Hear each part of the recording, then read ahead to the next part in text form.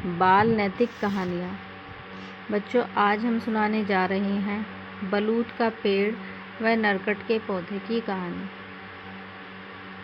एक बार एक झील के किनारे पर एक विशाल बलूत का वृक्ष था।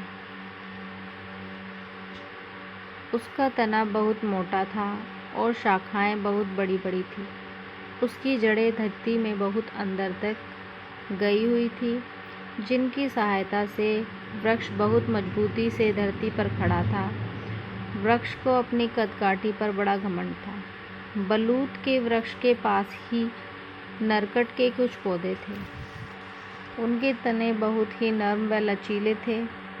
एक दिन अचानक बहुत तेज हवा चलने लगी। थोड़ी ही देर में हवा ने आंधी का रूप ले लिया।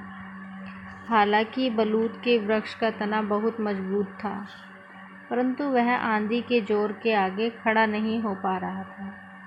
हवा वैसे ही चलती रही और कुछ ही समय में बलूत के वृक्ष का तना बीच से टूट गया। आश्चर्य की बात यह थी कि इतनी तेज आंधी में बलूत का पेड़ टूट गया, पर नरकट के पौधों को कोई नुकसान नहीं हुआ। इस रहस्य को बलूत का वृक्ष समझ नहीं पा रहा था।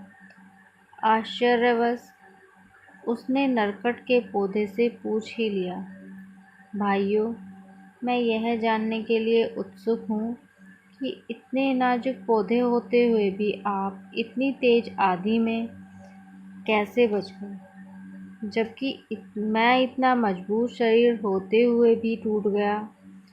तुम्हें तो अपने मजबूत तने पर बड़ा भरोसा था। नरकट के पौधे बोले, यह समझना तो बहुत आसान है बलूत भाई।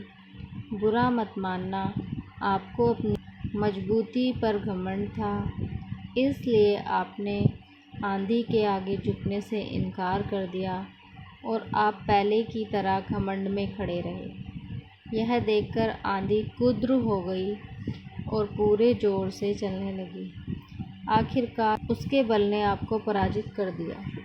यदि आप अपनी मजबूती पर गर्व न करते और आंधी चलने पर थोड़ा झुक जाते तो तेज आंधी आपको तोड़ नहीं पाती और आप सुरक्षित रहते।